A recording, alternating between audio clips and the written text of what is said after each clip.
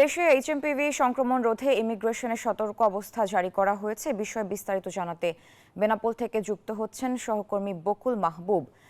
যাচ্ছে বেনাপোলে, সেখানে আছেন সহকর্মী বকুল মাহবুব, যুক্ত হচ্ছে তার সাথে।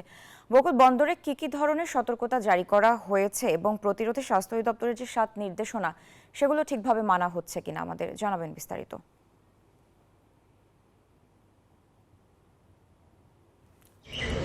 যে স্যার যেমনটি বলছিলেন আপনি, বেনাপোলের উপরে ভারতের কলকাতায় এইচএমপিভি আক্রান্ত রোগী ধরা পড়ার পর এখানে বেনাপোলে ইমিগ্রেশনের সতর্ক অবস্থা জারি করা হয়েছে।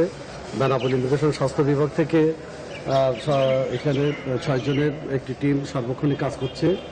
ভারত ফেরত সমস্ত যাত্রীদেরকে এখানে হ্যান্ড স্যানিটাইজার এবং থার্মাল স্ক্যানার দিয়ে তাদের শরীরে জ্বর, সর্দি, কাশি আছে কিনা এটা মাপ করা হচ্ছে এবং পাশাপাশি যাদের মাস্ক নাই মুখে তাদেরকে স্বাস্থ্য বিভাগ থেকে মাস্ক সরবরাহ করা হচ্ছে।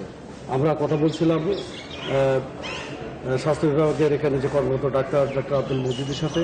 তিনি আমাদেরকে জানালেন যে সমস্ত করোনার মতো অতটা ভয়াবহ এইচএমপিভি নয়, একটু নিয়ম মেনে চললেই খুব দ্রুত এটা থেকে নিষ্কৃতি পাওয়া সম্ভব।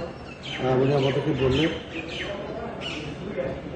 আমরা কথা বলছিলাম বেনাপোল ইমিগ্রেশনের ভারপ্রাপ্ত কর্মকর্তা ইমতিয়াজ সাহেবের সাথে। উনি আমাদেরকে জানালেন যে ইমিগ্রেশনের সমস্ত যাত্রীদেরকে সতর্ক করা হচ্ছে এবং এখানে যে কর্মকর্তা পুলিশ কর্মকর্তা যারা আছেন তাদেরকে সর্বত সতর্ক অবস্থা রাখা হয়েছে।